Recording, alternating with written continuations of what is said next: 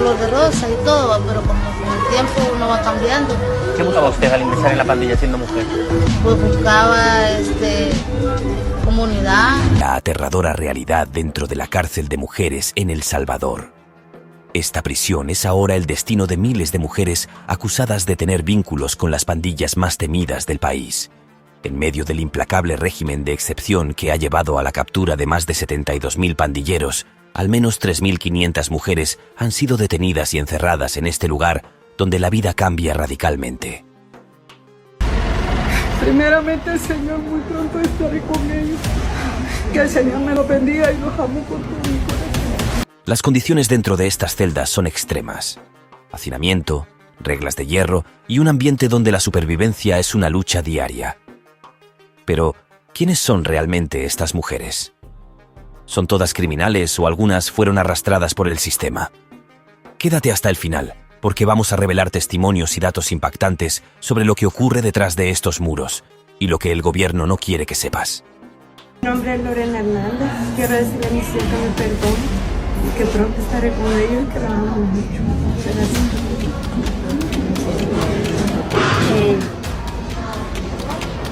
Tengo ya 10 años y medio de estar presa.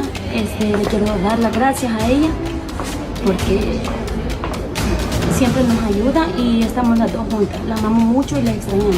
En El Salvador existe un único centro penitenciario exclusivo para mujeres y se encuentra en Ilopango. Cada día la entrada de nuevas detenidas es constante, pero lo que realmente sorprende es que la mayoría de estas mujeres son acusadas de tener vínculos con las pandillas, un sello que las condena desde el momento de su captura. Afuera del centro circula una lista que no deja lugar a dudas. Nombres de mujeres, junto con los delitos que se les atribuyen, forman un catálogo aterrador de supuesta culpabilidad. La vida de estas mujeres ha sido una lucha constante por la supervivencia en un entorno hostil y sobrepoblado, donde la violencia, la falta de higiene y la escasez de recursos básicos han sido la norma. Durante años, cientos de reclusas han vivido en celdas diseñadas para menos de la mitad de su capacidad, obligadas a dormir en el suelo o compartir colchonetas infestadas de plagas.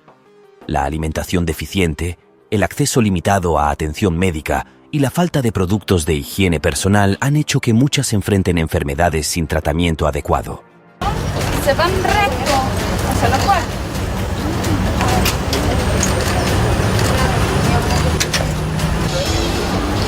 Dentro de las cárceles, las pandillas han ejercido su dominio, imponiendo reglas de convivencia y cobrando cuotas por protección o por el simple derecho a un espacio para dormir. El aislamiento de sus familias y la incertidumbre de procesos judiciales lentos y poco transparentes han sumido a muchas en la desesperación, dejando como única opción la adaptación a un sistema penitenciario que, lejos de rehabilitar, ha sido una extensión de la marginación y el sufrimiento que muchas vivían fuera de prisión. Los familiares de las mujeres detenidas, en su desesperada búsqueda de información, se ven obligados a hacer cola en una pequeña ventanilla donde pueden consultar los listados con los nombres de las prisioneras. Allí, deben conformarse con lo que se les permite saber, ya que el acceso al interior de la cárcel está severamente restringido. A su lado, los alrededores del penal están llenos de vendedores ambulantes que ofrecen bolsas con productos básicos, desde alimentos hasta artículos de uso personal. Los precios son desorbitantes, con algunos paquetes alcanzando los $140, una cifra que resulta impensable para muchas familias y que sobrepasan los precios reales de estos productos en cualquier parte del mundo. Este tipo de injusticias ocurre en muchas cárceles de muchos países. Sobreprecio de productos, abusos de poder por parte de los oficiales de seguridad, largas esperas que acaban con la paciencia y la calma de los familiares y lo más injusto, niños que viven y crecen en medio de esta situación que se convierte en una normalidad lamentable. El proceso de entrega de estos paquetes es largo y agotador. Horas de espera bajo el sol, con la esperanza de que el paquete llegue a su destino. Mientras tanto, algunos niños juegan en los pasillos, ajenos a la tensión que se vive a su alrededor. Los adultos, sin embargo, no pueden apartar la mirada del penal, observando cada movimiento, intentando ver si alguna de las nuevas detenidas es su familiar, mientras más mujeres siguen siendo ingresadas al centro. La escena se repite una y otra vez, como un ciclo interminable de sufrimiento y desespero. La promesa del gobierno de El Salvador es clara: El régimen de excepción no se levantará hasta que el último pandillero sea capturado. Pues tenemos que sacar al 100% de los pandilleros de las calles. No estamos combatiendo angelitos, estamos combatiendo al mismo demonio. Y los vamos a ir a sacar de donde están. Así se quejen las organizaciones de derechos humanos, así se quejen las ONGs o los países enemigos de nuestro pueblo. ¿Cuánto va a durar el régimen de excepción? Lo que sea necesario. Gustavo Villatoro, el ministro de Justicia y Seguridad Pública, reafirmó la postura del gobierno de Nayib Bukele, asegurando que no habrá descanso hasta que se elimine por completo la amenaza de las pandillas que durante años han sembrado el terror en el país. El régimen de excepción terminará solo cuando podamos decir con seguridad que la amenaza ha sido neutralizada, comentó Villatoro, dando un mensaje de determinación al pueblo salvadoreño. Y es que desde el primer día de su mandato, el gobierno de Nayib Bukele dejó en claro que una de sus principales banderas sería la erradicación de la violencia y el encarcelamiento de todos los delincuentes que por décadas sembraron el terror en El Salvador. La guerra contra las pandillas no ha sido solo una estrategia de seguridad, sino el pilar fundamental sobre el cual se ha construido su administración. Con un enfoque implacable, el régimen ha desplegado operativos masivos, endurecido las leyes y ampliado la capacidad carcelaria para asegurar que ningún criminal quede impune. Para Bukele, la lucha contra el crimen no es negociable, y su gobierno ha demostrado que está dispuesto a llegar hasta las últimas consecuencias para limpiar las calles de aquellos que por años mantuvieron al país en un estado de miedo y caos. Hasta la fecha, más de 70.000 pandilleros han sido detenidos, y el número sigue creciendo. Los operativos de la Policía Nacional Civil y la Fuerza Armada no cesan, y cada día se intensifican en la búsqueda de eliminar cualquier vestigio de estas organizaciones criminales. El gobierno asegura que no se detendrán hasta que todos los miembros de las pandillas sean arrestados y respondan ante la justicia por los crímenes que han cometido contra la sociedad salvadoreña. Cada captura es un paso más en un camino que el gobierno no está dispuesto a abandonar, con el objetivo de erradicar la violencia de una vez por todas. En lo que respecta a homicidios, El Salvador ha dado un giro sorprendente en su lucha contra la impunidad. Más del 90% de los casos de homicidio registrados han sido resueltos, una cifra que refleja el impacto contundente del régimen de excepción. Números que sorprendentemente han sido criticados por muchos, a pesar de lo positivo que es para el país. Por su parte, el ministro de Justicia y Seguridad Pública, Gustavo Villatoro, detalló con orgullo que la impunidad, que alguna vez alcanzó niveles alarmantes del 97% en gestiones anteriores, ha caído drásticamente al 10%. Este descenso no solo marca un hito en la lucha contra el crimen, sino que también subraya la efectividad del régimen implementado. Este régimen no terminará hasta que el último pandillero esté tras las rejas, afirmó Villatoro, reafirmando el compromiso del gobierno de Nayib Bukele con la seguridad y la justicia. Según el funcionario, más de 100 homicidios se han reportado en lo que va del año, y la justicia ya ha alcanzado a 90 de esos casos. La resolución de estos crímenes no es solo una cifra, es un símbolo de cómo el gobierno ha reducido la impunidad, algo que parecía imposible en un país marcado por décadas de violencia y terror. La lucha continúa, pero los resultados están comenzando a reflejar el cambio tan esperado por la sociedad salvadoreña.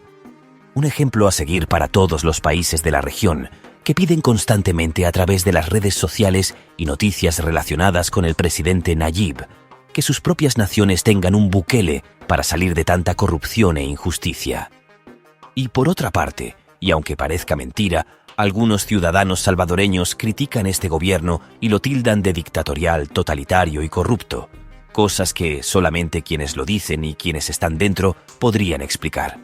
Quizás por posiciones políticas arraigadas o por tantos años de violencia e injusticias que les mantiene los ojos vendados y la incredulidad intacta. Pero esto no fue así siempre. En el pasado, la situación carcelaria salvadoreña era de las más precarias del mundo y las mujeres no se escapaban de esto.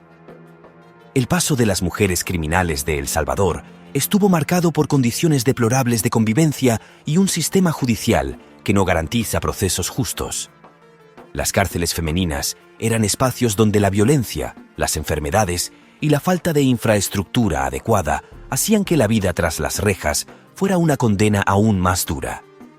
Muchas de las detenidas, algunas sin sentencia firme, compartían celdas diminutas con decenas de mujeres, sobreviviendo en condiciones inhumanas. La falta de programas de rehabilitación y oportunidades para la reinserción social condenaba a muchas a un ciclo interminable de criminalidad y marginalización. Además, la presencia de las pandillas dentro del sistema penitenciario complicaba aún más la situación. Las cárceles eran controladas en gran parte por estructuras criminales, lo que significaba que incluso tras las rejas, las reclusas debían seguir las reglas impuestas por estos grupos. Los abusos de autoridad, la corrupción y la escasez de atención médica o psicológica hacían que la prisión no solo fuera un castigo, sino un lugar donde la supervivencia dependía de alianzas y favores. Antes del régimen de excepción, la crisis carcelaria en El Salvador reflejaba el abandono del sistema judicial y la impunidad con la que operaban las redes criminales dentro y fuera de las prisiones. Las cárceles en Latinoamérica no son simplemente centros de reclusión. En muchos casos, son verdaderos cuarteles del crimen, donde los delincuentes tienen más poder que los mismos funcionarios encargados de su custodia. Desde México hasta Colombia, pasando por El Salvador y otras naciones de la región, el control real de las prisiones muchas veces no está en manos del Estado, sino de las organizaciones criminales que operan desde dentro con absoluta impunidad. En El Salvador, antes de las recientes medidas de mano dura impuestas por el gobierno de Nayib Bukele, las pandillas como la Mara Salvatrucha, MS-13 y el Barrio 18 manejaban las cárceles como si fueran su propio feudo. Desde adentro ordenaban extorsiones, asesinatos y reclutamientos, mientras los guardias apenas podían intervenir por miedo o complicidad. Las zonas de autogobierno eran una realidad, donde los reclusos tenían más poder que los mismos directores de los penales. El patrón se repite en casi toda Latinoamérica. Las cárceles son un reflejo de la podredumbre que corroe los sistemas de justicia. Mientras los funcionarios se enriquecen con sobornos, los verdaderos jefes son los criminales, que desde sus celdas siguen gobernando territorios y decidiendo la vida y muerte de cientos de personas. Más que un castigo, la prisión se convierte en un centro de operaciones donde la corrupción es la norma y el Estado, un mero espectador. El país entero es reconocido por personas de todas las naciones. Reconocen nuestro potencial.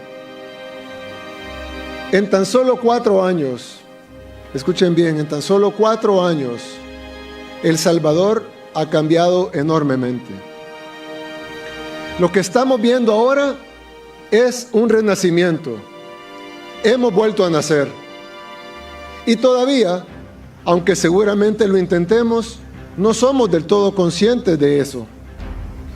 El letargo fue tal que incluso ahora, cuando hemos conquistado cosas tan grandes que antes parecían imposibles, cuando otros países del mundo desearían hacer lo que nosotros hacemos y lograr lo que nosotros hemos logrado, nos cuesta todavía creer que ya no somos los mismos.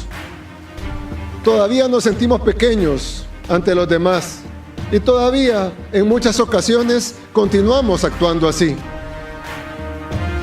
Lo que verdaderamente importa es que nosotros también seamos capaces de ver nuestro potencial y más todavía que creamos en ese potencial y hagamos algo con él. La seguridad nos ha dado la posibilidad de cambiarnos para siempre y por ende de cambiar a nuestro país. Ahora tenemos la posibilidad de darnos el tiempo de recuperarnos, de ya no vernos como nos veíamos antes. Ahora debemos de ver hacia adelante, de pensar en grande, de construir un futuro que hasta hace poco era inimaginable, porque ni siquiera nos sentíamos lo suficientemente capaces de pensarlo y ya no se diga de hacerlo. ¿Qué era lo que antes decían de nosotros? ¿Qué era lo que antes escuchábamos de El Salvador? En las noticias o cuando salíamos de viaje, cuando visitábamos otros países, mucha gente ni siquiera sabía cómo encontrar El Salvador en el mapa. Éramos, para los que lo conocían, el país más violento del mundo. De hecho, éramos literalmente el país más violento del mundo. Un país donde no se podía caminar, donde no se podía vivir, donde no se podía, por supuesto, invertir. Éramos el país de las maras, el país de las pandillas. Ese sí era nuestro sello mundial. Éramos el país al que los que lo conocían por masacres y muerte y por la guerra. Lo poco que teníamos para ofrecer era opacado por la violencia y por la inseguridad. Y aunque todavía no estamos donde queremos en áreas como salud, educación, infraestructura, es indiscutible que hemos avanzado muchísimo en tan poco tiempo. Somos un nuevo El Salvador, con una nueva historia que empezamos a escribir desde el 2019. ¿Crees que todos los países del mundo deberían copiar el nuevo modelo penitenciario de El Salvador? Me encantaría conocer tu opinión en los comentarios. Si no quieres perderte más contenido exclusivo como este, suscríbete, dale me gusta y activa la campanita de notificaciones. Nos vemos en el próximo video.